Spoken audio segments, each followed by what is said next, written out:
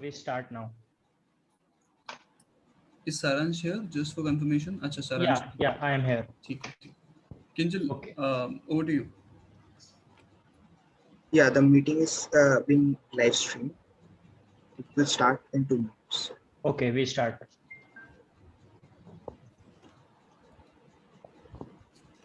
Nelson Mandela once said, "Education is the most powerful weapon we can use to change the world." It's true, but education is also evolving and changing in these digital times. Today, we are all gathered here to discuss how COVID-19 has established a cycle between mental health and the race for education. Good afternoon, respected panelists and members of the audience. On behalf of the entire team at My COVID Guide and Aspirant India Initiative, we would like to extend our heartfelt gratitude to all of you for taking out time from your busy schedules and joining us here in this panel discussion. Welcome, everyone. While looking for some coronavirus assets like hospital beds, oxygen supplies for somebody, I discovered this assignment of going to different sites over and over very tedious.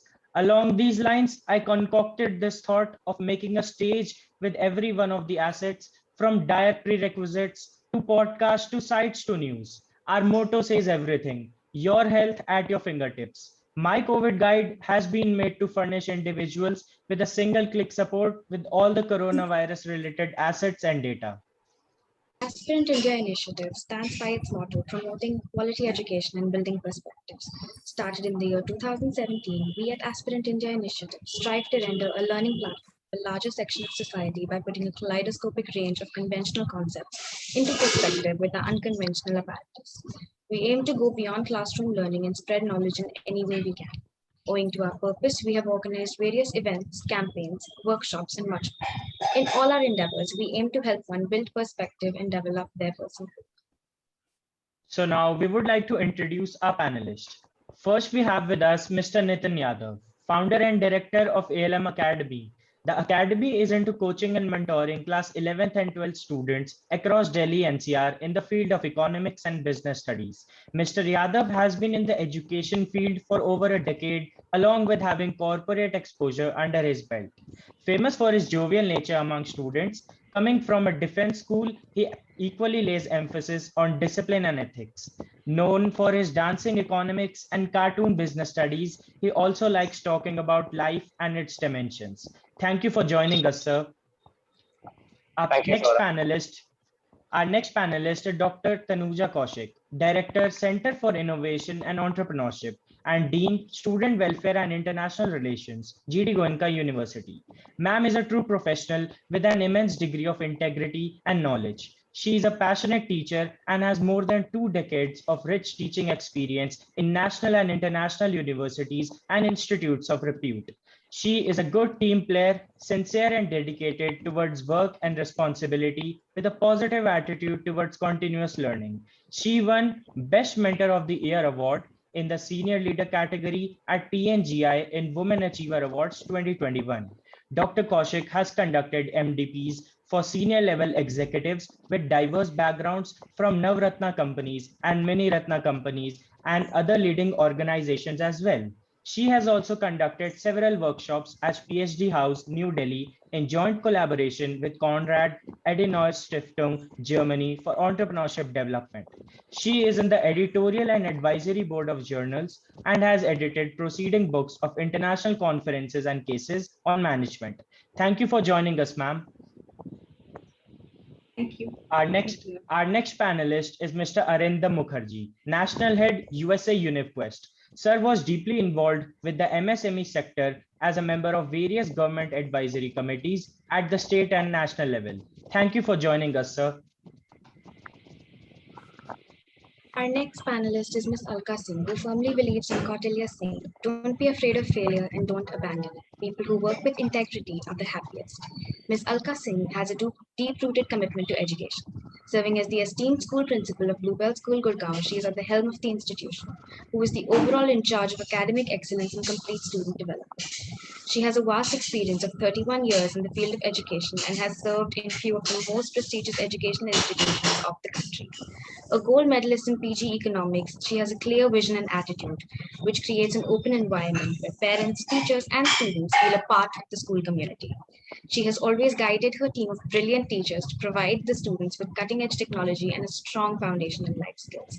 Ms. Alka Singh is an effective and excellent listener, packed with problem-solving skills at the core. A true visionary, she is well versed with the fact that education is ever evolving. Thank you for joining us, ma'am. Our last panelist is Mrs. Nirmal Yadav, founder and president of Colonel Central Academy School, which is amongst the leading schools of Gurgaon. CCA School is a pioneer in many fields, like producing student police cadets, being a national quality circle member of the Delhi chapter, and having the latest teaching aids. She has a science background and holds a master's degree from Allahabad University. Earlier, she taught in convents and Kendriya Vidyalayas across India. She has been the secretary and president of Gurgaon Sahodaya, and their team of principals successfully hosted the 16th National CBSE Sahodaya Conference. During her tenure, the International ACER Conference was also organized by Gurgaon Sahodaya at the behest of CBSE and HRD Ministry. She is also a life member of Indian Red Cross and Child Welfare Council. She conducts training workshops for teachers as well as adolescents education programs for senior students in Gurgaon and adjoining district. She was also awarded the Leadership in Education Award by the Governor of Haryana and was awarded by former Chief Minister Sheila Dikshit for exemplary service in the field of education. Her hobbies include reading, gardening, painting, and poetry writing. Apart from that, ma'am also writes articles of educational interest. Thank you for joining us, ma'am. Thank you very much. Thank you, Nandini. I would now like to call upon Mr. Priyanshu Grover and Mr. Adarsh Kumar Singh to carry the session forward. Thank you so much, Saransh. Thank you so much, Nandini. I hope Adarsh is here too. So, in light of that, it's an honor welcoming all the academicians from the field. And it's, again, as I say, an honor to have this panel today and having the discussion on a topic that should finally be discussed. So, Mr. Nitin, Mr. Dr. Tanuja, Nirmal ma'am, Arindam sir, Alka ma'am, thank you so much for joining us today. It's, again, as I say for the third time, an honor. So as we start today, how has this entire lockdown and this online education, change your schedule? Let's talk about students later. Let's talk about how has your schedule changed? Because certainly for us, sleep schedule is messed up, and I think that's for all of us around. I mean, but for people who are of a little elder generation than us, I think.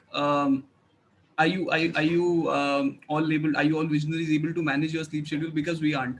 So, can you guide us there? How is your sleep schedule, or how has your schedule in general changed due to this lockdown? Let's start with Nirmal ma'am first. Well, Priyanshu, to be very honest, we are missing school. That is point one. Our regular routine has been disrupted.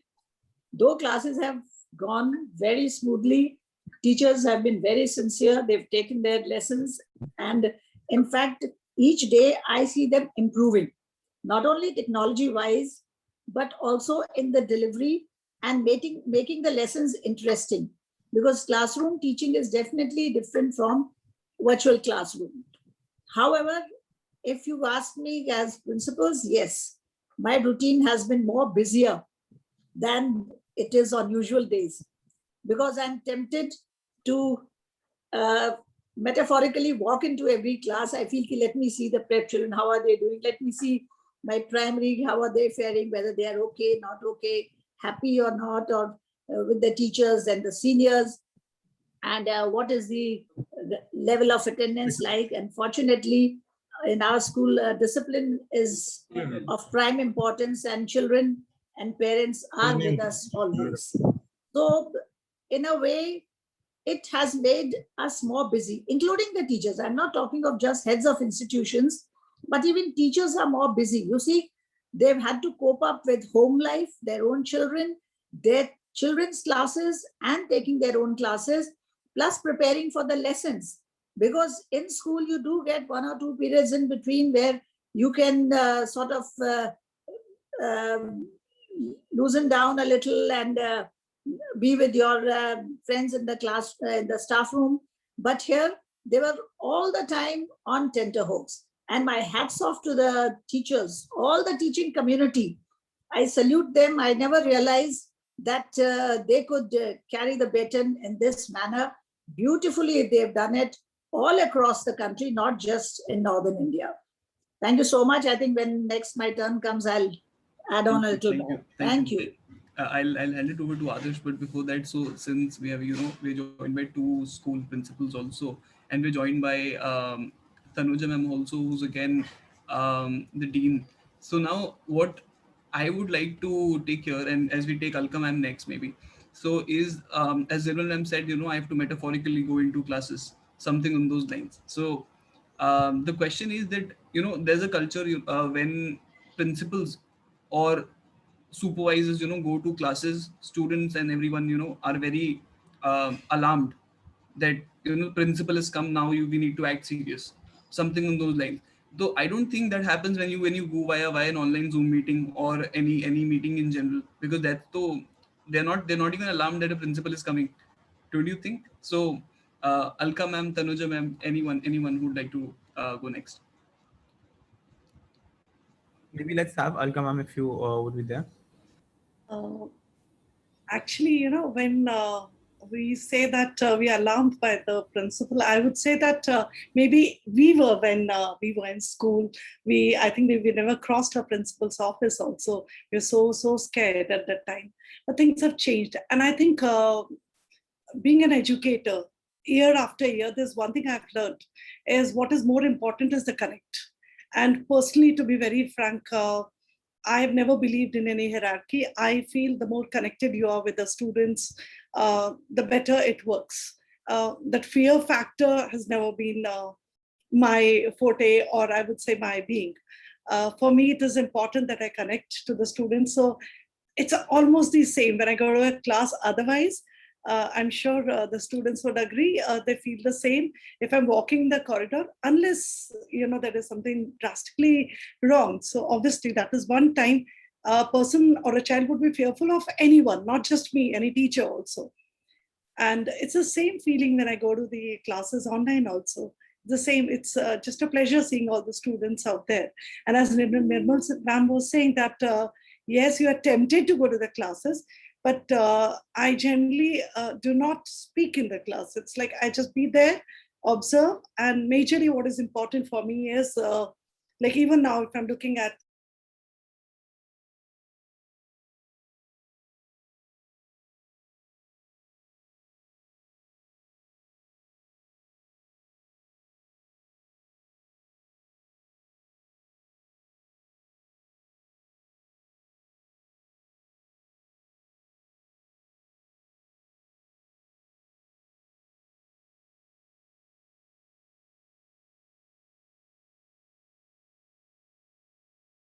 COVID-19 has impacted all of us. And I'm happy that in this discussion, we are not talking about the sufferings, the figures of number of deaths, because that's very depressing. That's very depressing. And in fact, if I talk about myself, I'm aware, but I'm not informed because I've stopped watching at all the WhatsApp messages and the news channels because it is affecting our mental health. And as an educator, as a dean student welfare, I strongly feel that mental health is very important as compared to anything else.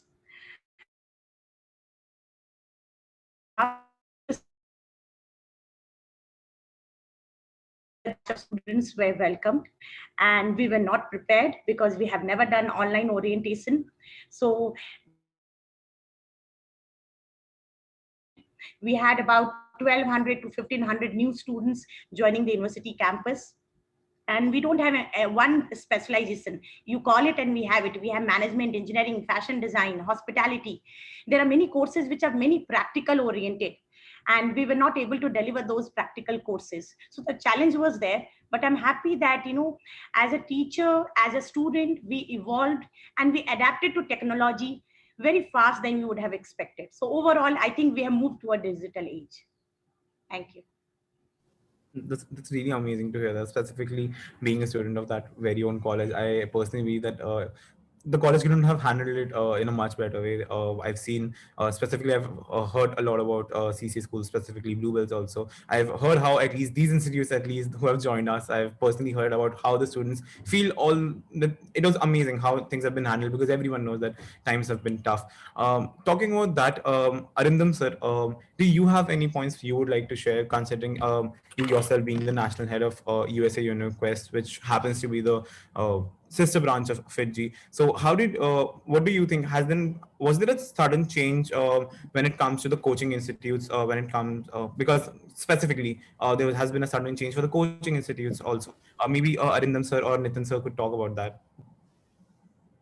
Well, actually, we didn't face much of a problem because a large part of our classes, in any case, we used to have it online. So we were pretty used to having, students take classes online. But I feel that over the last 1 year, or maybe a year and a half now, almost, I mean, we missed an opportunity in shifting students from becoming literate to lifelong learners, and that is something that over the last 1.5 years, what I have tried to do, at least in my classes, is to shift from teaching the students to a flip class method, where we allow the students to read stuff on their own and come back with questions rather than to be fed. Because going ahead, if you see, in the next 15-20 years, we no longer need people who are able to memorize, because Google gives you everything. So you must have people who have the capability and the skills, and that is something that you need to teach them, is how to learn new stuff. So I think over the last 1 year, what I did was I made my students read up a lot of books on social sciences, because a lot of my students mainly are from science backgrounds and wanting to get into engineering colleges and all that. But they have zero knowledge of anything related to the social sciences.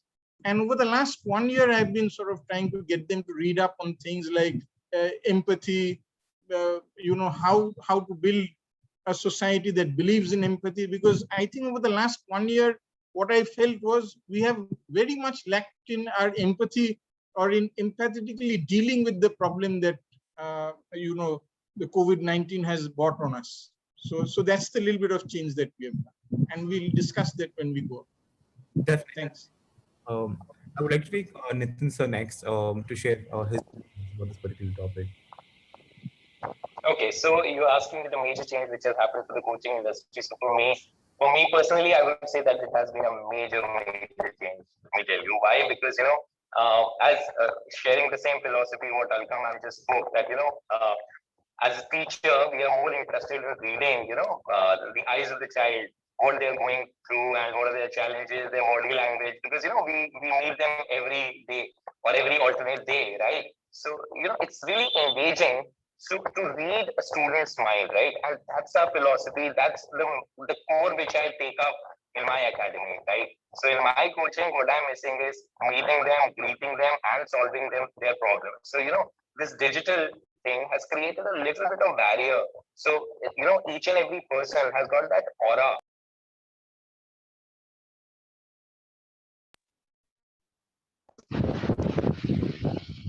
Hello, Pianshu, can you hear me? Yes, sir. Yes, sir. You're audible now. Yes, sir. So the only thing which this e-learning has taken away from us is that how to maintain that aura. So we're trying hard. Obviously, all the teachers are trying hard, but scientifically, the aura which we carry is more effective when we meet the child. And when you talk about learning and teaching, it's more about person specific. It is more person driven rather than technology driven. Though जैसी situation होती है, all of us we adjust to it, and as everyone said that we are very well adapted to the setup, because that's how human beings are. You give us a situation and we will definitely adapt and adopt the things which are there on our way. But I think as the teaching fraternity is there will be no denial that the offline meetings, everyone, we are like craving for it, right? What someone would pay for a chocolate ice cream or whatever, we are craving that bad to meet all the students and create that bond which is there. And I would like to answer one more thing, what you asked Nirmal ma'am, right? How the schedules have changed and how we elderly are different from you guys, how we are adjusting our sleep patterns. The only difference is that we are not binge watching Netflix and all. So you guys take proper sleep and everything would be fine, okay? Don't blame online everything, okay? That's it from my side. So that brings me to the question that you say, as human beings we adapt. Now, a continuous struggle has been studying the old school way, that is, opening books and studying, versus studying online. Because I don't belong to. Are you all aware about the terminology called Gen Z? Just just asking, this terminology called Gen Z. I don't belong to this. I by 2 years, but still. So though the constant struggle between, again, the old school way and the Gen Z way is that we want to study online. We want to study ebooks, let's say. So, but now it's becoming a burden for students, even like us. I mean, so coming from the other side also, and coming from the side also where we work with students. So it's a constant. It's something that we see both the we have our shoes in both the faces in, right? Both the sides in. So since you work with students much more than we do, we'd like to take your opinions there. How do you think students are coping up with this? So is it the old school way now they're craving back because they have to study online? There's no other option available. Let's start with Nitin sir only first, and then we'll go. Then we let's come to other guests. Nitin sir, how do you respond to that? Yeah, so Priyanshu, why don't obviously, just Priyanshu, why don't you give us your idea on? I mean, how did you take your online classes instead of Sir, I to bought you're on the other I to side? bought a tablet for this.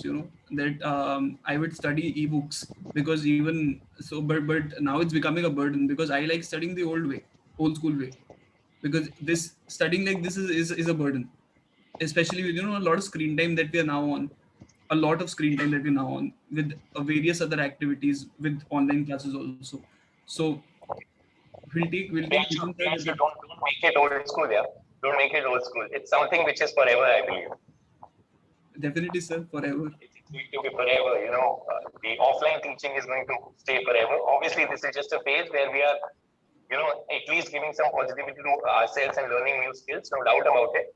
But yes, definitely, this is not going to be old school. Offline learning is something which is there to stay forever.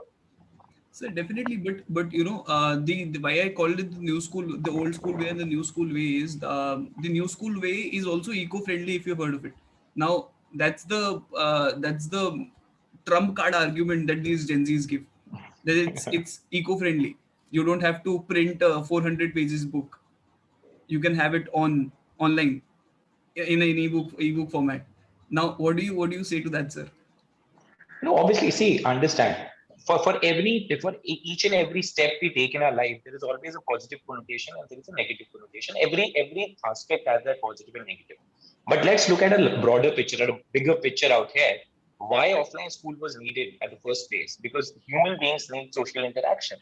We grow with each other. We don't grow in isolation, right? Sitting in front of screen and getting all the knowledge. Where would you went out? Where would you went out your emotions? Talking to people on phone or on internet and all? Are those the real emotions or the real connects which you have? I believe no. You might be having n number of Instagram friends, Facebook friends, but who are your real friends with whom you can sit and chit chat? Actually meeting them in person, right? So for that, how can you argue with anyone on terms of eco-friendly means and all that? So those things are needed as a part of system. So let's not say let's save water and paper and everything, and let's sit at home and let's not waste everything or anything on this planet. That's not how it's going to be. Then there can be another argument that we are consuming too much of technology, 5G coming up, 4G coming up, and birds are getting impacted, the environment is getting impacted. Then the debate can go into another direction, where Joey Chawla files a case that 5G would ruin the environment and everything. Then I would say that it's better that we don't meet out there and we Which meet was at also least very we well meet slammed, sir. outside. Which was also very well Huh? slammed by the court, if I'm not wrong. Something on those lines. It was done It was for slammed. publicity, is It what was the court slammed. said. It was slammed. It was slammed. But is there a denial? You tell. It was slammed because it was a publicity stunt. But would you deny that all this technology is affecting our environment? Yes or no? You tell me. Do you think so? Absolutely, it is. Absolutely. It is. It is. It is. There are researches and science behind it. The court might decline that or might slam their petition and everything. We know that, and how courts and everything operates. You know that, already, right? Because with evolution, with time, we have to upgrade to 5G tomorrow, 6G and 7G, whatever G we have to go for. But at the same thing, whatever is evolving, there is a positive and there is a negative. But let's accept it that that offline or the old school, which you say, is a must thing for anyone out there. Absolutely, sir. Well said. Thank you so much. We'll go to Mr. Arindam next. Sir, how do you respond to the same question again?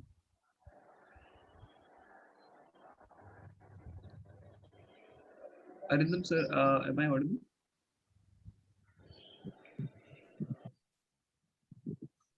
See, I tell you, I'm very happy with this online thing because at least, what it does is, especially in the city of Delhi, since we are not a regular school, we are a coaching institute or a mentoring institute. So we have classes, let's say, for 2 hours in a day, sort of 2 to 3 hours in a day. A lot of my students used to spend commuting time of 2 to 3 hours just to attend a class for 2 hours maybe. And that's a lot of time saved that they can use otherwise. So as far as tertiary education is concerned or ancillary education is concerned, I think the move to online has been very good for both the student and the parents, because since I deal with students in school, you normally have one of the parents coming along with the child just so that they are not traveling alone. So that, that's an extra burden on the parent. Plus, like I said, commuting time takes up a lot of, a lot of time is now saved on commuting. So for my set of students, I feel that they have been rather happy that things have moved fully online. All right. Yeah. We'll go to Dr. Tanuja next. Now, in a constant struggle when she is working with college students all the way across. So us coming from college also. So a constant struggle between the college faculties and college students is attendance. 75% attendance is something that you require. Even when schools do not have to use a system of a particular percentage of attendance, colleges to certainly did. So now the question I'm asking there is, as Arindam sir said, it's become very convenient. So now for a class that I had at 7 o'clock, when I had to wake up at say 5:30 or 6 and get dressed and go to my college, now I can just wake up at 6:50, log into my online class, or 6:59, let's say, log into my online class and just sleep. That also happens. So and I think I think you're aware of that, ma'am. So how do you respond to that? Is it a bane or is it a boon? How do you respond to that? You're right that attendance is mandatory as per the UGC rule. We need to have minimum 75% of attendance. But all said and done, we all know that we were leveraged while you were appearing for online exams, and we did give leverage because there were many students. Because in university, you don't have all students from the same city. Because we have hostels, so you have students from different city and from villages also. And these village students were not having access to internet, and even if they were having it, it was many times very weak internet access.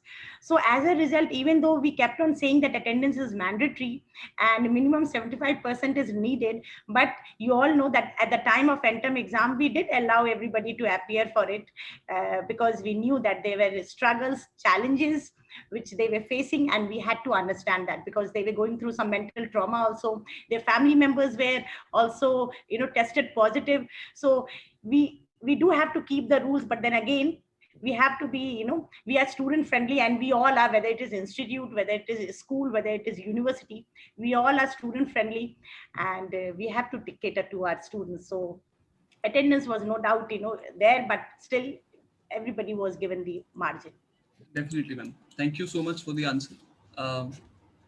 Coming to Alka, ma'am, my question stands from the parts of how it has been somewhat, I believe, difficult for the teachers also to cope up with the online system, at least at the first time. I believe so. Students got used to the system much easier, in a much easier way than teachers. And also because then after one point, examinations started taking place in an online conduct. So how has so what is your opinion about that particular part? Um, See, Priyanshu, when we are talking about moving from offline to online, you're talking about the teachers, right? Yes, Yes, ma'am. Peter? Yes. Okay. So I would say that there have been times, I'll talk about myself only, when I would walk up with my laptop to my son and say, oh, help me out with this. So he would always say, technically handicapped.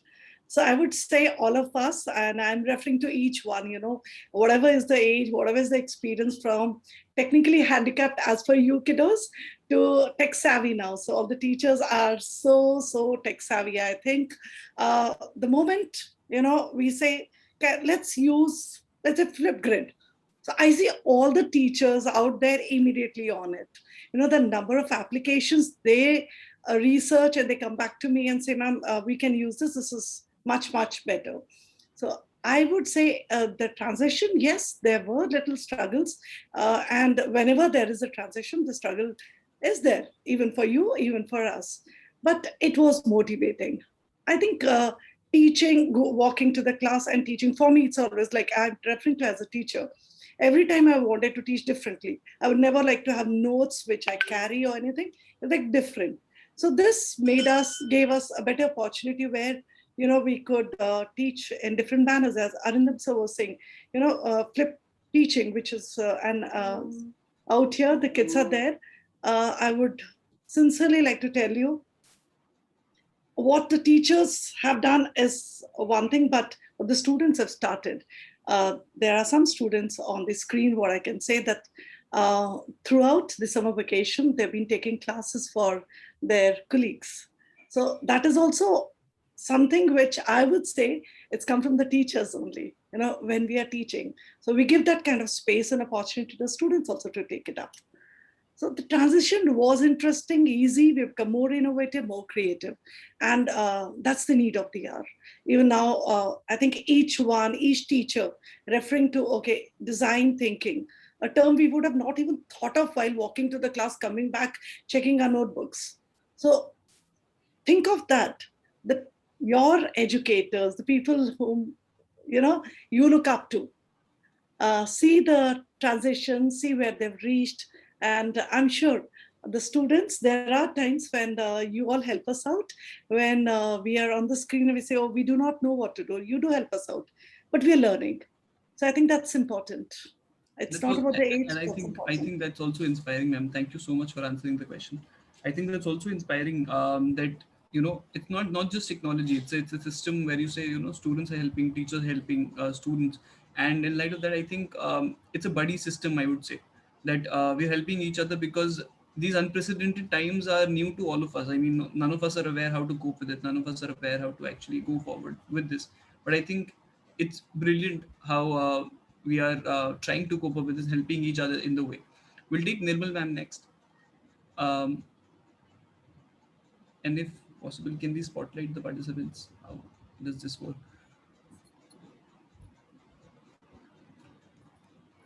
Okay.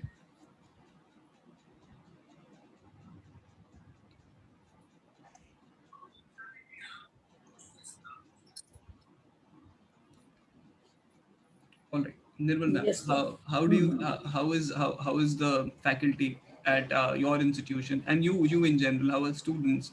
How is everyone coping with online education? Is it stressful? Is it, again, is it a boon, or is it a bane? How do you respond to that? see, for you people, as you say, well, you're on the cusp of the Gen Z and the Gen Y, as I should say. But you people are born into technology. And we had to steadily learn as the necessity arose. Absolutely. For you, earlier technology was a fascination, but now it's become a necessity for all of us, because we are learning, we are spending our leisure time through this. So technology is here to stay and we can't wish it away. But at the same time, as Nitin sir says, that we need a blend. You see, the offline mode will not go away, because here human beings by nature are gregarious. and we cannot live without each other's company. Not only just the virtual company, we would need the physical company. You see all your highs and lows in the class, a little pat on the back, an appreciative glance, just a word from a teacher, it makes the day for a student. And also in classes, as students, they need a shoulder to cry on. The teacher is always ready there to pep them up also, because there's always another day. Tomorrow you'll be successful, if not today.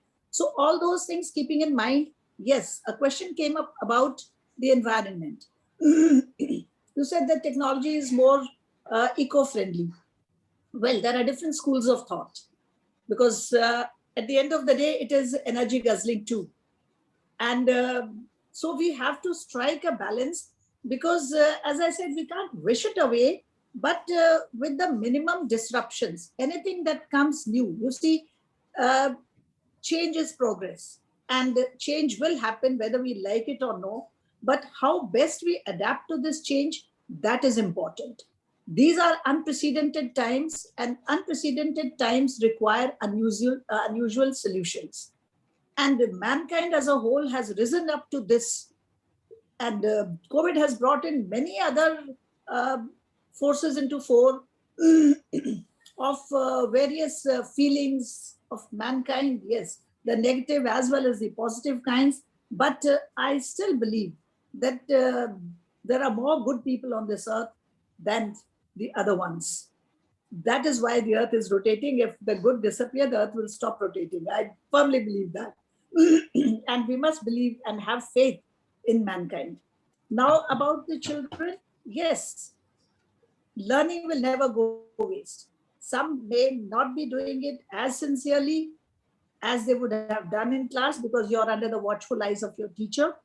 They may get away with it, but I can assure you that from the eyes of a teacher, nobody gets away. They may pretend to look the other way, but someday or the other, willy-nilly, you will get caught.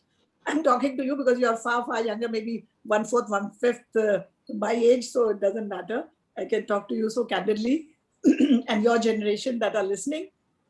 So you're saying that marks or the exams, though I'm digressing a little, but don't worry. As long as you have your head on your shoulders, you're a balanced person, going the right way, and attempting to learn. That is more important, because learning is a lifelong journey. You cannot say I've done enough and all. Even I'm learning till today. I have no exams to appear or any such things to do, but still, so learning is an ongoing journey, and learning will never go waste.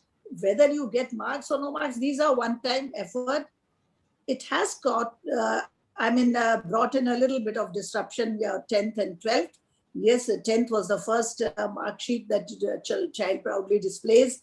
And again for the 12th. But you see, there are heads that are pondering over this, trying to find solutions. And let us respect them, that under the circumstances, they are coming out with the best solutions. Now, about getting the online or the virtual fatigue for the children, well, yes, you were into gadgets even when the students are in school and college. Now, the only difference is that you are purposefully into gadgets now, and for leisure, find some other ways. Maybe singing, dancing, music, do the chores around the house. Your parents will be very happy that, yes, they are helping around the house, which you earlier were not doing. And as regards the timings that they find less time because they're in front of gadgets all day, well, even while you're doing your offline learning, you do find time for all your activities. It is not that you're not finding time now, rather you're, as Arindam sir says, that commuting time is lessened. So when you're not commuting, you are saving time. And we all ought to learn by being organized and disciplined. We have to learn to create time. And once we've learned that time management, I don't think anything is difficult or impossible. Human beings are very resilient. We have adapted to all kinds of changes, all kinds of natural or man-made other calamities, and human race has evolved and come out victorious. Here also we will move on, and I'm sure there is light at the end of the tunnel. We'll surely reach that, find the rainbow. Thank you. Absolutely well said, ma'am. I mean, learning is the only constant. Learning does not stop for anyone at all. I mean, and learning should not stop, because once we stop learning, what's the purpose of living? And again, in the words of, I mean, Mahatma Gandhi, as you might have heard this quote, you've come across, might have come across this quote for sure. Um, Live as you were to die tomorrow, learn as you were to live forever. So a very true quote indeed, if you think about it. So thank you so much, ma'am. The next question is, again, we have in the panel Janshi, today. can I add on to one to the Absolutely. statement? We were talking about learning is never ending. Let me give you an example which I faced. I had two group of students. One group was our undergraduate and postgraduate students, and one was our PhD scholars. And in PhD scholars, they are mostly in their late, even 40s, 50s, and even we have scholars in the late 60s. Yes. And when we went to online teaching, I teach research methodology paper, which is our embedded practical paper where we teach through software like Excel, SPSS and all. So our undergraduate and postgraduate students, these groups were very fast in adopting the technology. But while taking the classes, they used to get distracted. After the maximum focus was only for 45 minutes, and then they used to get distracted. But on contrary, we had another group of students, PhD scholar, who were in late 50s and 60s. Even though they were not very comfortable with the technology, they were making sincere efforts, taking help from their children, grandchildren, and, learning the technology. And even if the classes were for continuous 3 hours, I could personally feel that they were inclined towards that, and their attention level was much high as compared to undergraduate and postgraduate students. So it was very well said, as said by Nirmal ma'am, and you quoted Mahatma Gandhi, that learning has no age bar. Absolutely, ma'am. Absolutely. Thank you. So that's the idea, that we also believe in, and that's, I think, the purpose of education should be to make people to think critically and to learn, to appreciate this idea that learning is important. So in light of that, when we're talking about in a recent decision, let's talk about the very recent decision of the government of India. That's for postponing that's for cancelling the board examinations, both for class 10th and class 12th. So for class 12 specifically, when we're talking about, and it's been a constant, two sides again, that class 12 is very crucial, we should not cancel boards, etc., etc., etc. So something on those lines. We're surrounded by Alka ma'am and Nirmal ma'am. So I'll talk from the school perspective. How are the students taking up the decision, first of all, ma'am? And second, how do you think, what will be the implications of the decision? Do you think it's actually fruitful for us, for the government to do that? In terms of college admissions and everything also that they have to appear for in the near future, in the very soon near future. So let's take up Nirmal ma'am first, and then we'll come to Alka ma'am. Ma'am, you're mute.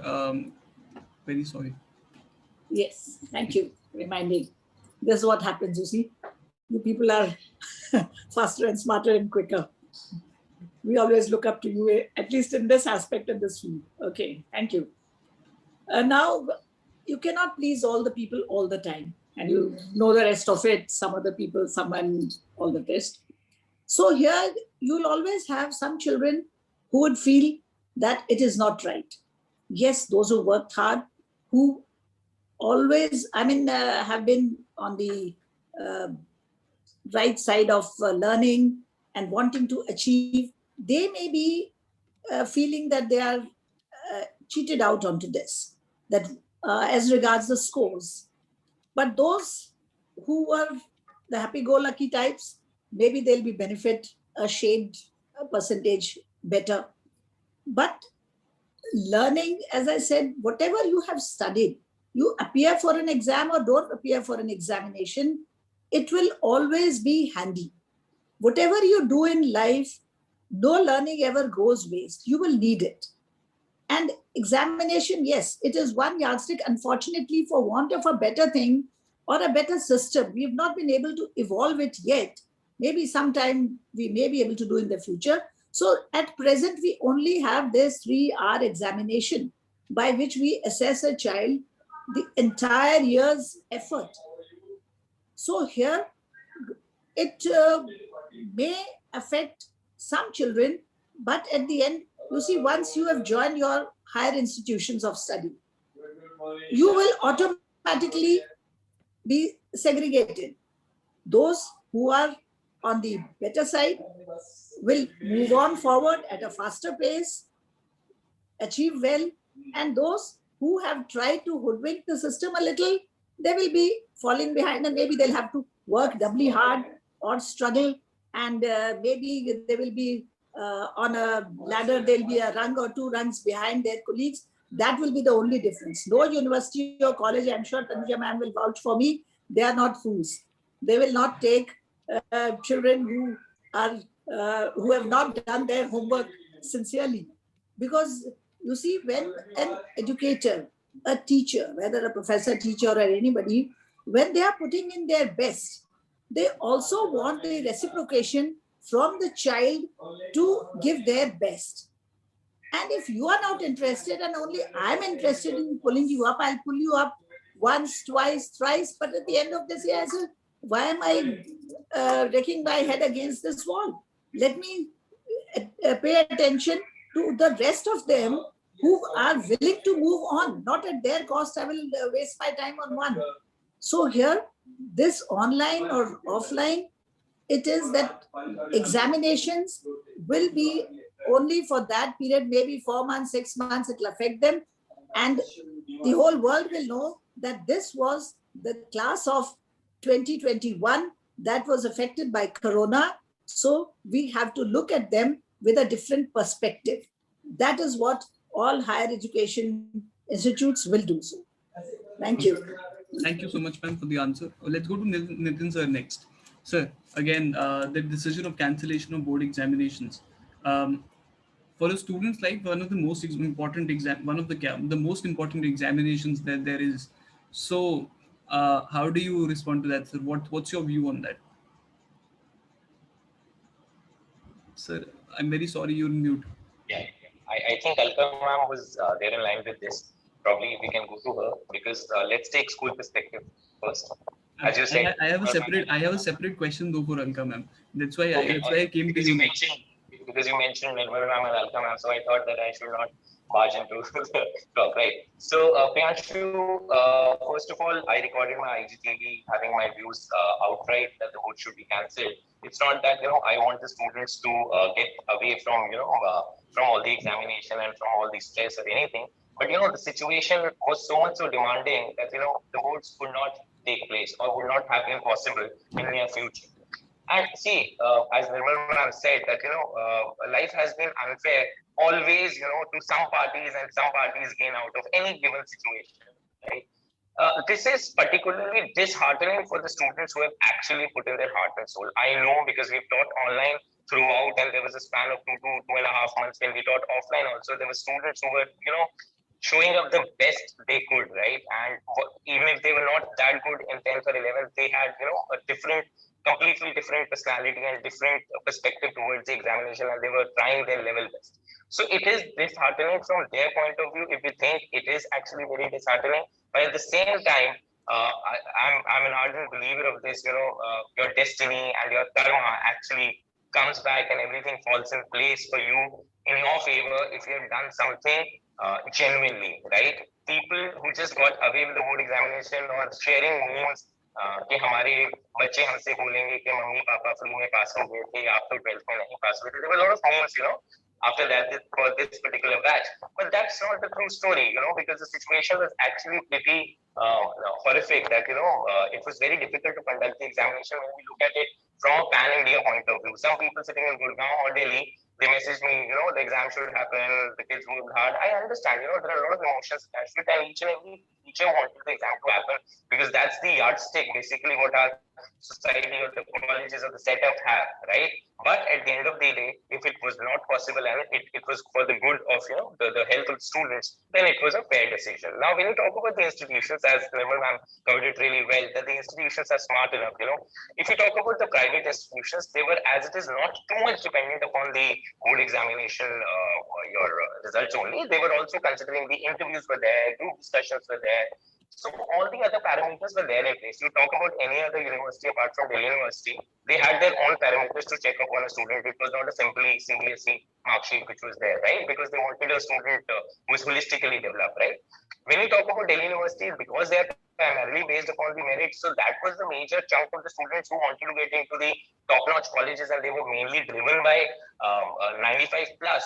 They are actually suffering. So if I have to bracket it out, then those are the students who were actually targeting that particular college, or मुझे St. Stephen's जाना है, SRCC जाना है, those particular set of students, they're actually suffering, and they would definitely be feeling bad. We understand, but at the end of the day, everything would be fine, right? And DU also wanted to, come up with this CUCET, but unfortunately, that decision is still in the middle of nowhere, right?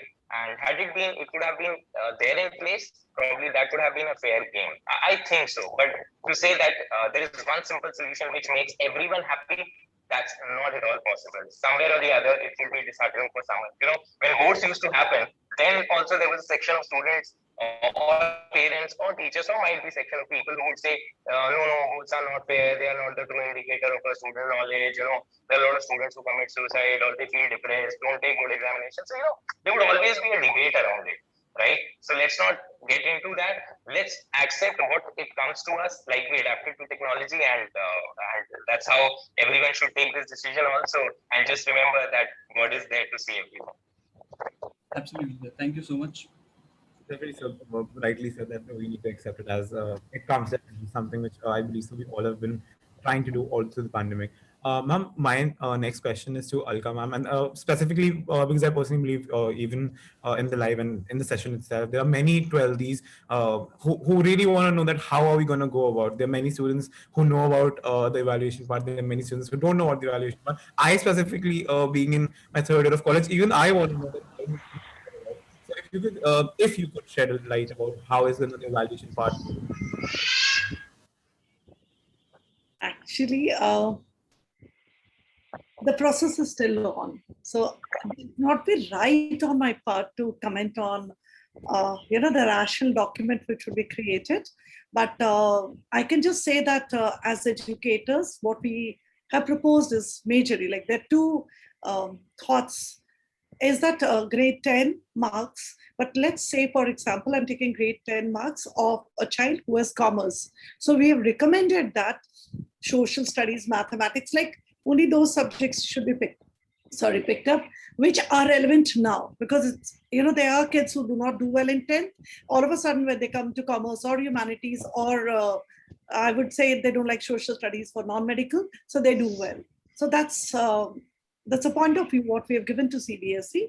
And the grade 12, because we've been having online examination in our school, we did have one offline exam also. So we're going to consider the best out of it. And majorly, even CBSE and all the educators, what they're looking at is the best what can be given to the students. For grade 10, we were given an historical data. That is the best performance of the school for grade 10 in past 3 years. So they picked up 1 year. They gave us a bracket where we had to put the marks. So majorly all the schools fall in that bracket. So we did have one observation. There were certain students who suffered because of this, because there can be a batch which is brilliant with mathematics.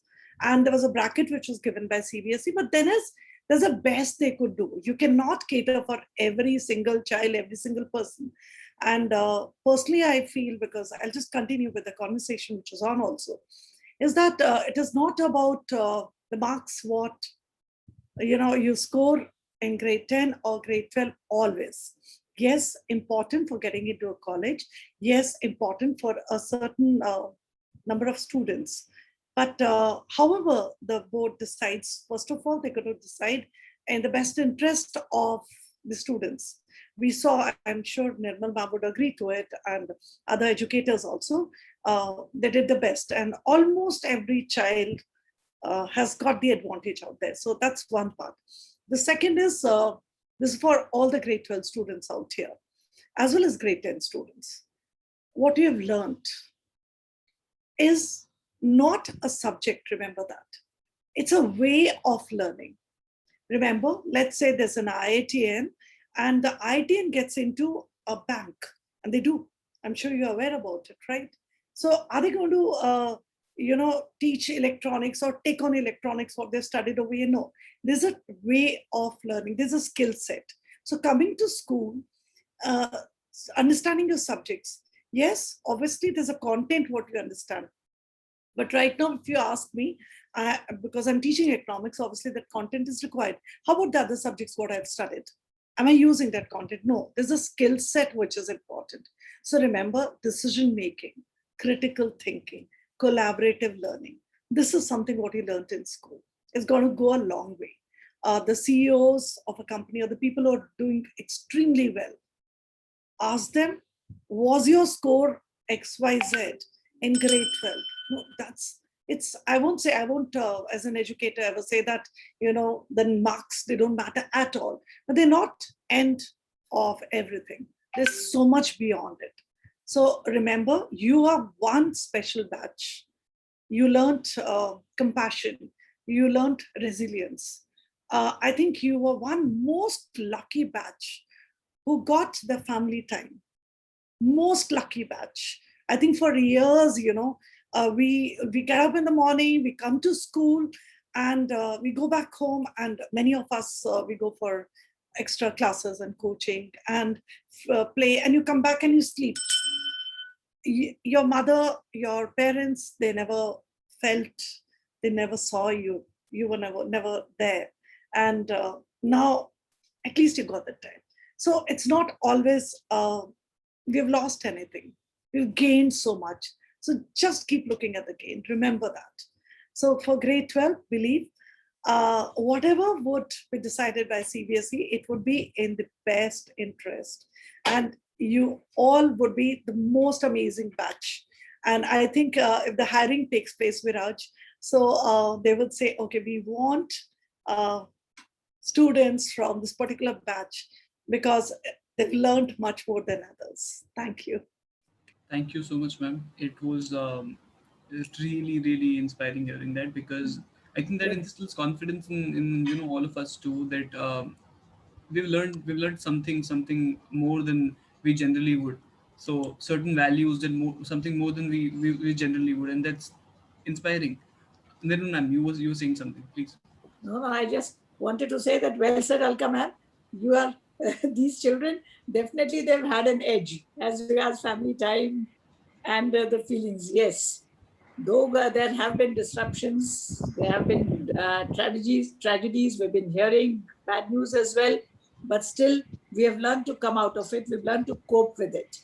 And these are also essential skills, life skills that human beings require. And as Nitin sir was saying, and Arindam sir also, that we need this holistic approach. Those children who have balanced out their educational and their personal lives, and they are emotionally stable, these children are the ones who are going to succeed tomorrow in future. Marks, yes, you need to cross a certain barrier, but beyond that, you're all equal. Now your other skills come into the fore.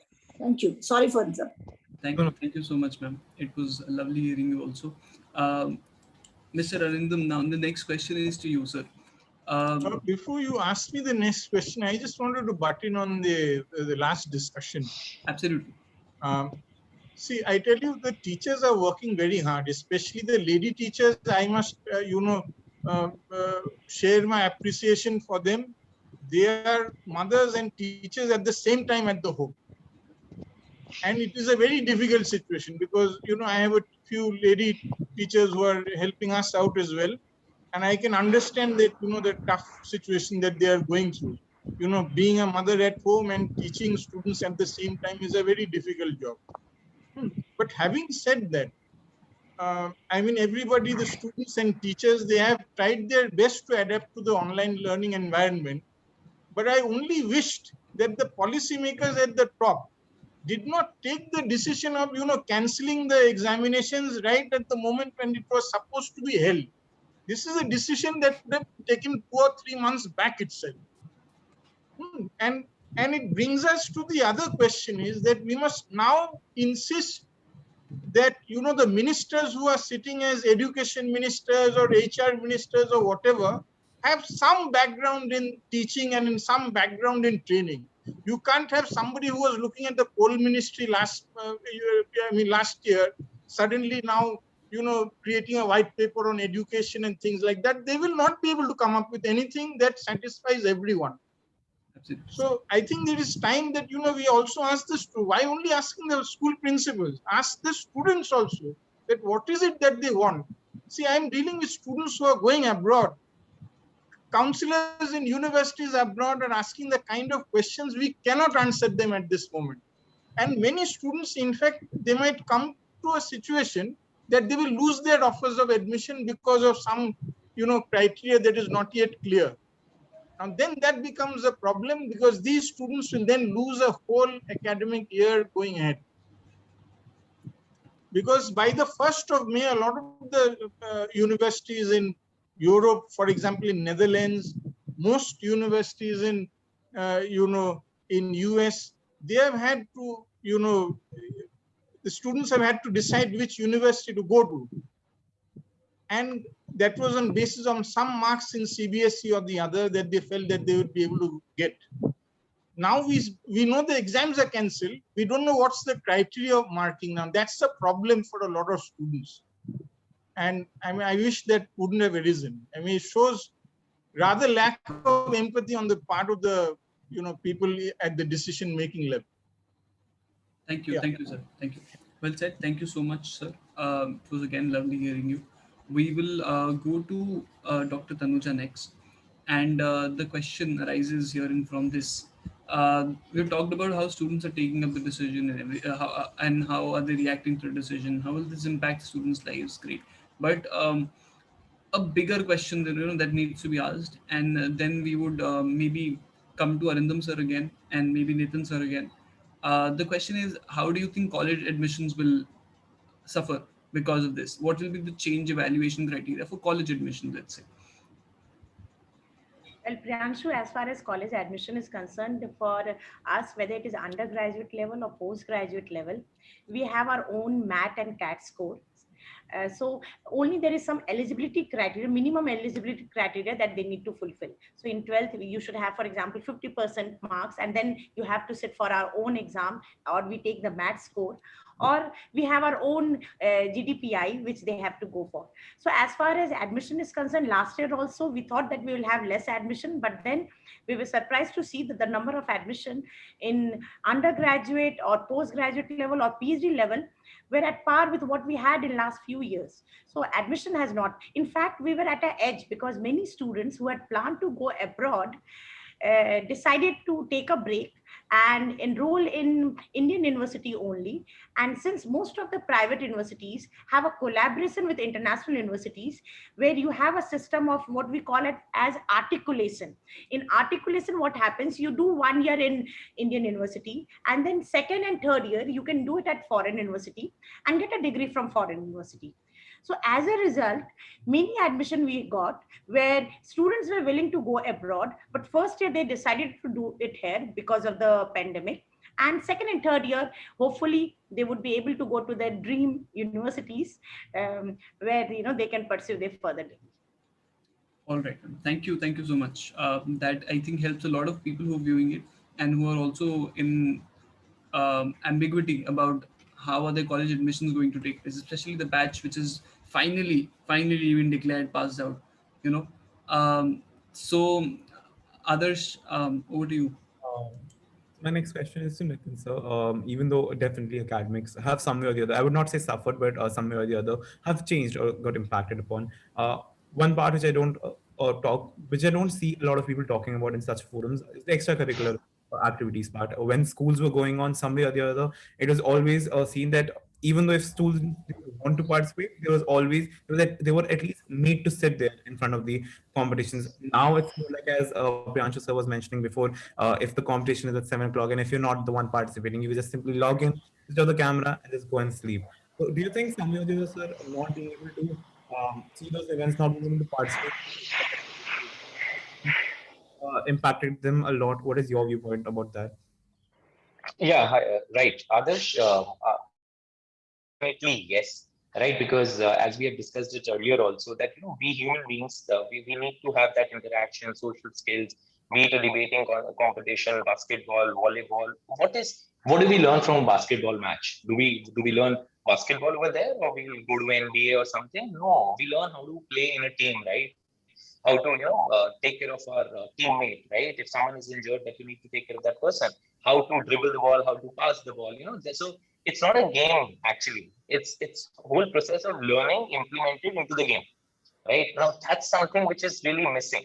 Online education can happen. The extracurricular activities which are there, the kind of so for example, others, let's say if you are in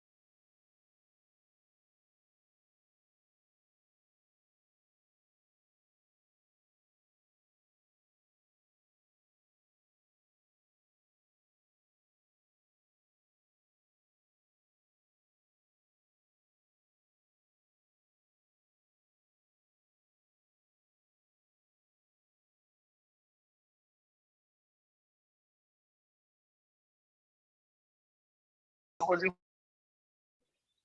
Yes, sir. Yes, sir. Yeah, because I can't hear you. Yeah, yeah. So that it's not all about the game. Not all about the game. It's not all about the debate or anything. It's all set of learning. What we said that offline school really caters to, and I believe that is something which is actually missing. The mental pressure which kids they have. Why do we go to school? Is it actually to learn business studies, economics, accountancy, physics, bio? No. We learn life from there. All the good memories. You ask most of the people, I would say, if you pick up a sample size of 10, 8 would say, if you ask them, do you miss your school? They would say, we badly miss our school, because, those sweet little memories which are there in school, those memories would never come back. That true friendship, that samosa in the canteen, right?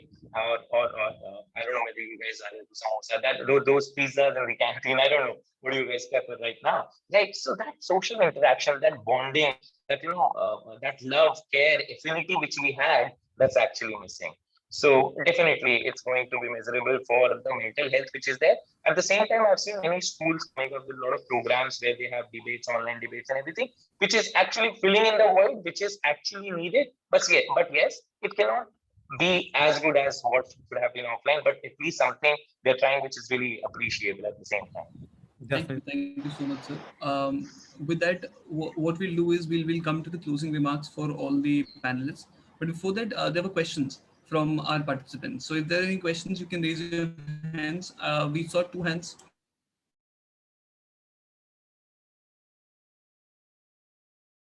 We will go to Shagunji first, and then we'll go to Kushi.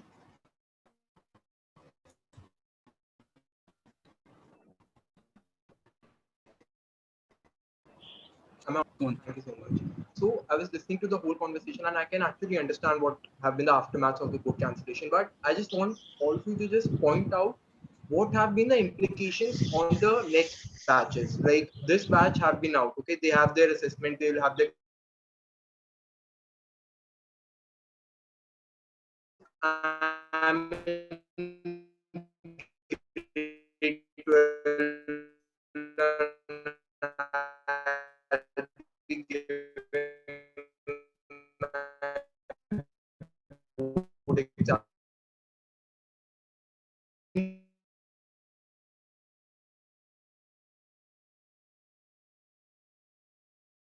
what is there is the university admissions. I don't want to give it my boards because maybe I have a precedent, but at the same time, I want the best university. Like Nitin sir very well quoted that DU is planning for something or the other. I want the best university, but at the same time, I have my doubts with the examination and assessment part. So I just want also to point out my mental state right now because what I am lacking right now is encouragement and motivation, I would say. So I just want everyone to answer that. Coupled, any one of you is free to answer the question. But before that, coupled also with this is the question that do we see hope for this batch also to get their boards cancelled? Because I think that's a pertinent question everyone has been wanting to ask. So any one of you would like to proceed? Yes. Nitin sir, please. Yeah, so one of the most amazing question which has really popped up after the board cancellation. I think the 12th, which is outgoing, is not worried that the boards are cancelled. What the current 12th is more anxious to know is कि हमारे साथ अब क्या होगा यार, ये हमारे साथ हम ना फंस जाएं, right? So again, there would be again different set of students who would like to write the votes and another set of students who don't want to like write the votes. So number one, it would be too early to say or too early to judge the situation that the votes would happen or not. And let's not compare our situation to someone else. I would pray and I would wish that each and every student prays that the board examination should happen. It's not about the marks I'm saying. It's all about because that examination prepares you for a continuous 1 year learning and what the accumulated the years what you've learned. It is all test of your perseverance, your hard work, and the pressure which you take and the hard work which you actually do. You appear in the paper, you learn a lot of things, not in terms of marks, but the other aspects of life, which definitely help you when you would write a UPSC paper or you would write an IIT paper, because those are also strenuous papers, right? So you learn, this is the first pedestal. So I will pray that board examination should happen, number one. Number two, what I see, the change which is there, because now board will be coming up with their own criteria, how they would judge, and there are a lot of discussions that they might account for the 11th or the 12th internal scores. So I think students should be more on their toes now to score well in the UTs and the terminals and the class assignments, and because with board culture, the only unfortunate thing which we saw for some students was that they would not perform very well or not being very serious throughout year, and they would think that last 3 months we'll just put the first gear and gear up and we'll score 95 plus. But that's not ideally the right approach. When we talk about CC pattern or anything, it was all about a continuous and a comprehensive evaluation which was there. So now this would more come bring forth the CCE pattern, where all the students should be on their toes. Ke agar boards nahi hue, then they'll have to push in a lot harder for their UTs, terminals, and their class activities, internal assessment. They should be alert right now. Otherwise, the students who are in 12th right now, they were scared, or they are scared right now because they know the whole year, somewhere or the other, they have not done that well in UTs and terminals. Given a task, agar unko pata hota board cancel hoga, they would have put in much more hard work what they could have done. So that tough target has to be given so that we perform the best. I believe so. So Shagun, you really need to work hard from day one, even if the boards get cancelled. And if they don't get cancelled, as it is, you are in a better position because you worked hard. So nothing to lose. Thank you, sir. Is there anyone in the panel who would also like to answer this question? Anshu, I would just like to add on over here for Shagun. The CBSE also has taken up the complete process. You never know what is going to happen. So therefore, we've been having continuous discussions, the educators in different forums, where we are talking about, apart from the assessment, what we do, like the unit test and the midterms, reinforcement, and so on. There is one more thing. What they're asking us to look at is basically project-based learning. Is the students to be given projects, because that is going to something which would be a real assessment or evaluation. The struggle, what I'm sure Nirma ma'am would agree to that, and the other educators also, what we faced is students were not consistent. What Nitin sir was saying, I 200% agree. It's not last 2 months you study and you scored a 99 and that's going to work out. So it's the consistency which should be the norm now. And another thing is the CBSE is planning the assessment. Like in case something like this happens, the pattern of assessment is going to change now.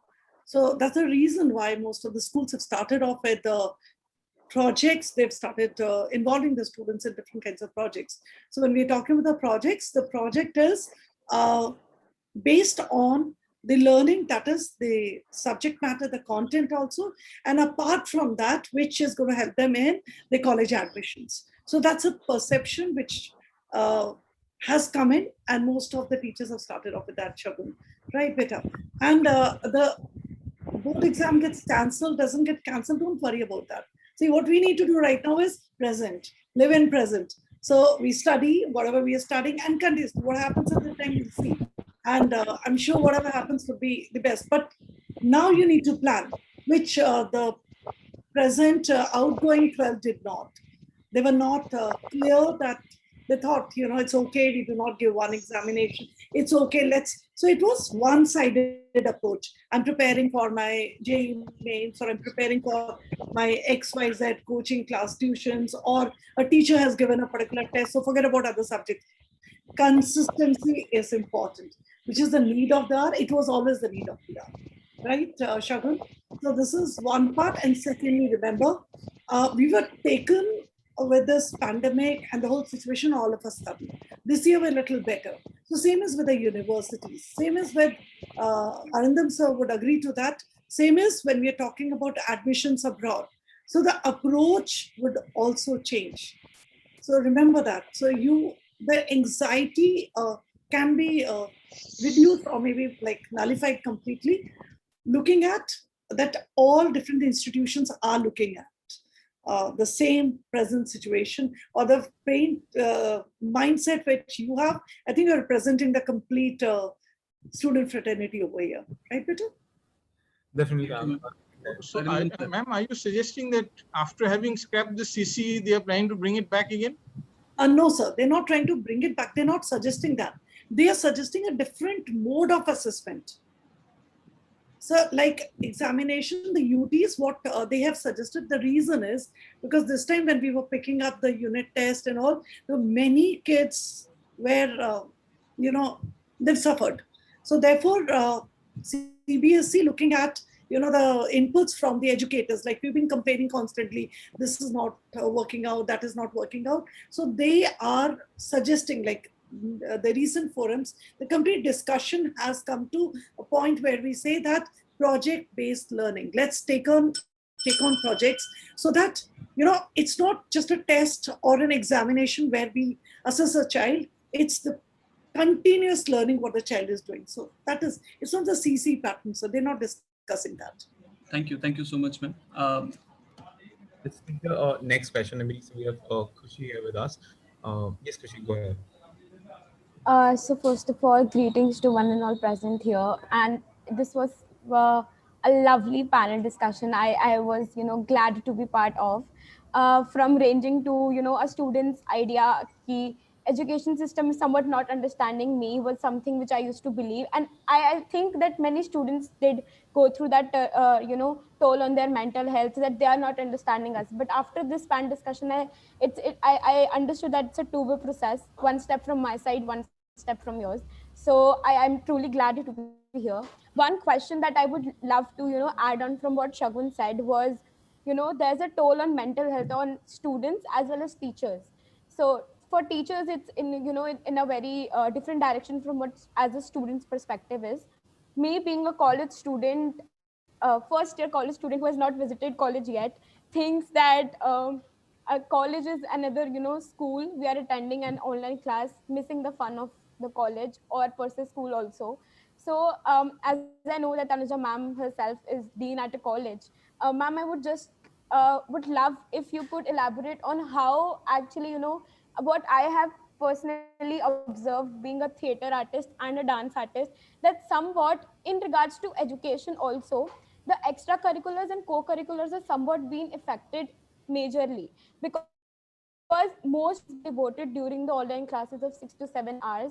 But the kind of competition we used to have, the fun, the OC activities and everything, that is something that is also making our schedule being disturbed at some point, which is also kind of taking a toll on our mental health, because that was something that we used to enjoy more than studying. That was the place where we actually used to learn while experimenting. So ma'am, something in that regards. Anuja, ma'am.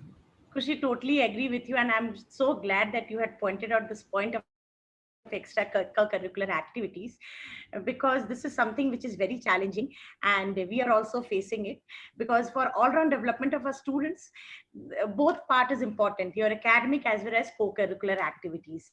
And whatever you learn in college also, when you get placement, you will realize that only 20 or 25% of the portion is something which you will use, and 75% would be the co-curricular or the leadership skills that will be used. So no doubt, when we moved to online teaching, the co-curricular activities was affected a lot. We did try as a university, if I talk about GD Goenka University, we did try to have, the convocation was moved to online convocation. The freshers party was moved to online get together. We had a farewell party, which was moved to online farewell party, where we did try to, capture the videos and then collate those videos. But then nothing can be matched with the offline events. I remember that last year when we had the convocation, we had to have the convocation because many students were applying for higher education and they needed the degree. So we had no choice but to had online convocation. And when we floated this idea, there were 80% of the students who were not in favor of having online convocation. Because the glad of wearing a gown and wearing a cap and all, that cannot be replaced. So we had to promise our students that we are having online convocation in the interest of yours, but once the university opens, we will again have an offline convocation. And we did that. Last year in August we had an online convocation, but in February when we opened for just 2 months, we had to move it to again offline convocation, which we call it as special convocation. And it was surprising to note that 70% of the students turned up. So I totally agree with you that extracurricular activity cannot be replaced with this online mode. And therefore, we all are looking forward that this uncertainty will, come back and we are back to our normal life. So that's it. Thank you. Thank you so much. I mean, we've had a wonderful time, by the way, in as far as debating is concerned.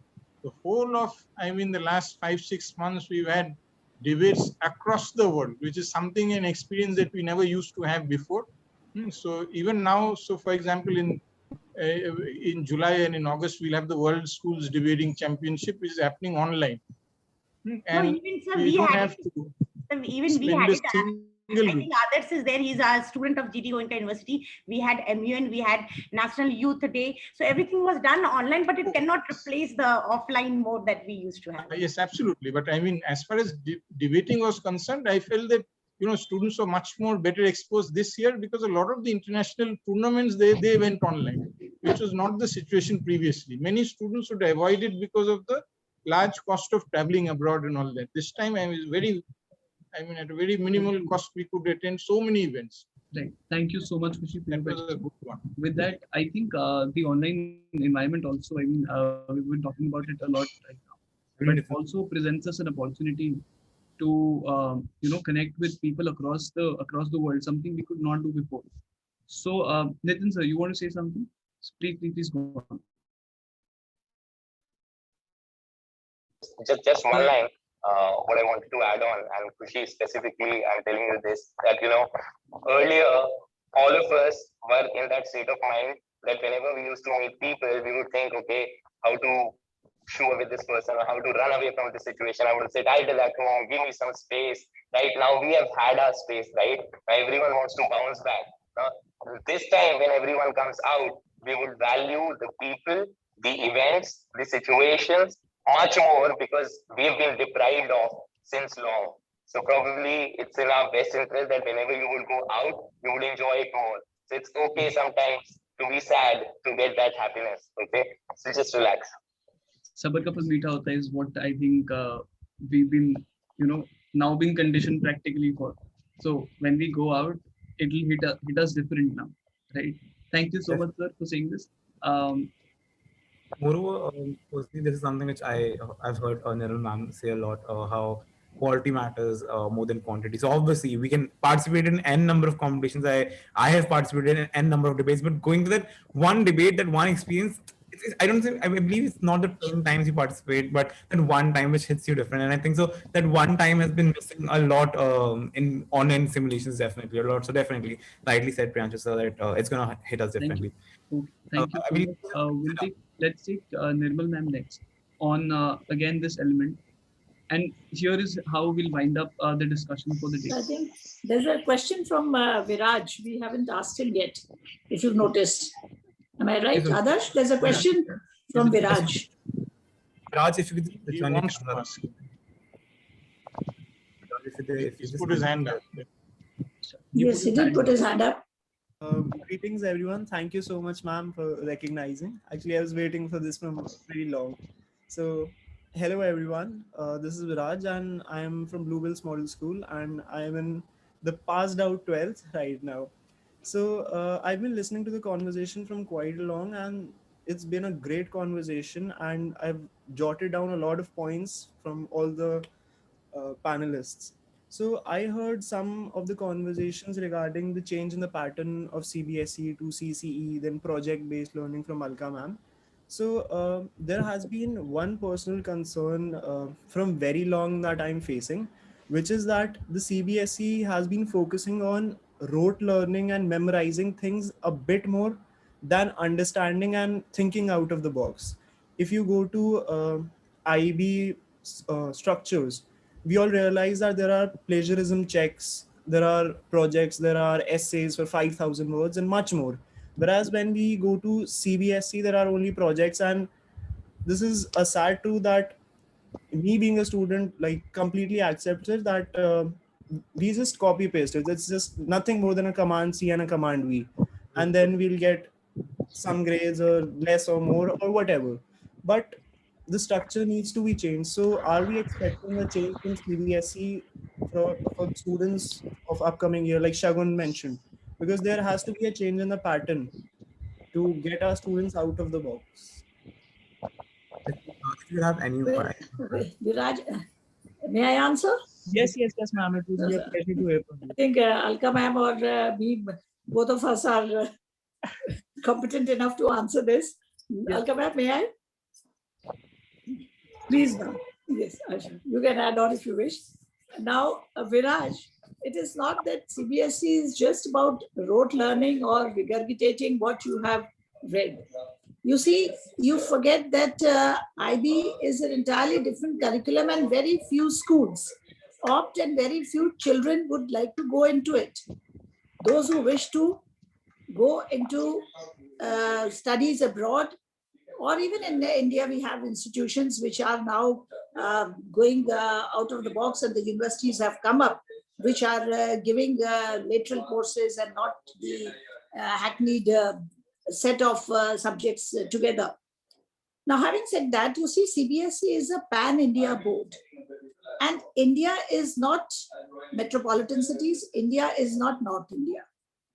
India is into the remotest corners of the East, the tribal regions, if you see the geographical terrains, everything up in the mountains or in the deserts, everywhere. And CBSE has to cater to all.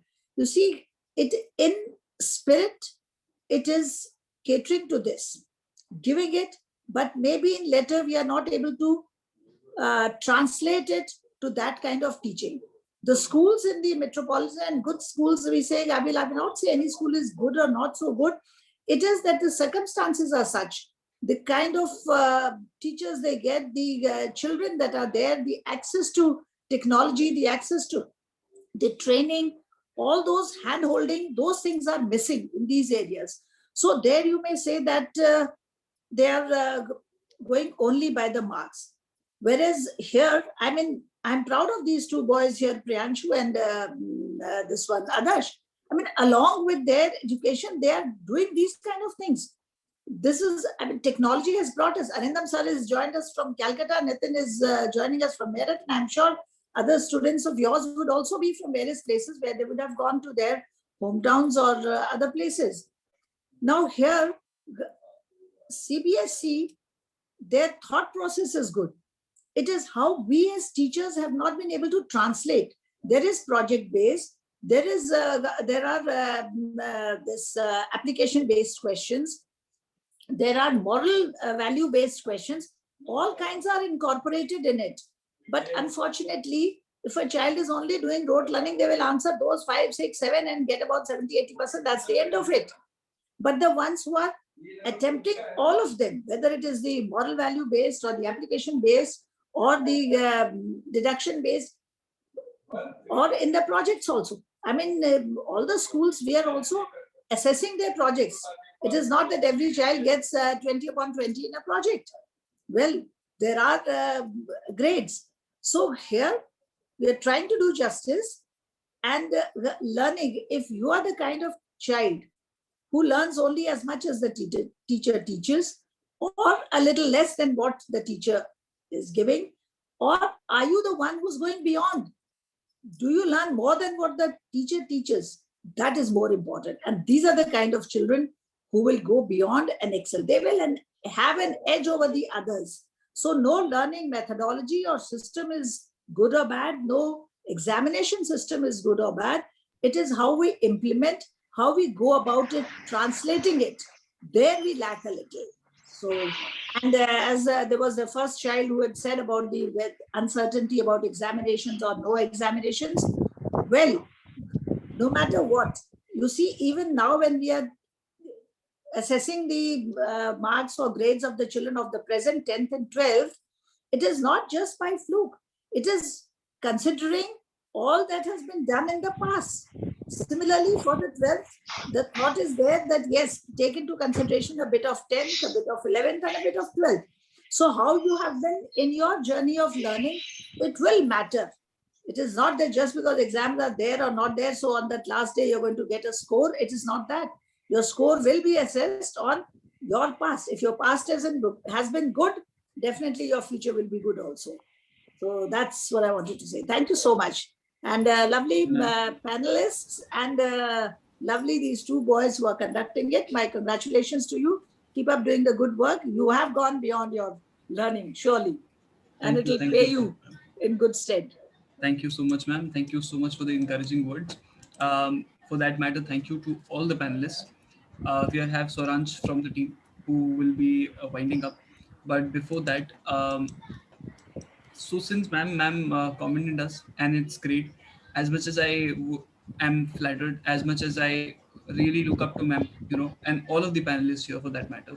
Um, it's a team effort, and it is due that we give credit to the team which has put this entire idea into reality, where we're finally having discussion on something with great panelists, something we've never even thought, from different places today, as ma'am said, something that online environment again has made possible for us. So there's just surely some pros also for this online environment. We'll give it to Swaransh and the team. It was truly a fruitful session. Thank you to all the members of the audience who were so patient throughout and added substance to the discussion. We are grateful to all the panelists who took out time from their busy schedules to join us. And yes, you all definitely busted myths and cleared many doubts of the batch of 2021 and yes, batch of 2022 as well. So we at My COVID Guide and Aspirant India Initiative look forward to hosting further sessions with all of you. Thank you so much, Nirmal ma'am, Tanuja ma'am, Alka ma'am, Nitin sir and Arindam sir. Thank you so much for being here.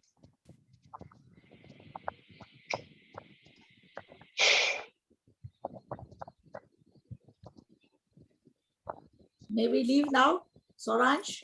Yes, ma'am. We just yes, ma'am. Sure, ma'am. Give us a minute, ma'am. Or you have final words to say? I think we are off live streaming now. Thank you. Kinjal or whosoever is doing the recording, can we stop recording?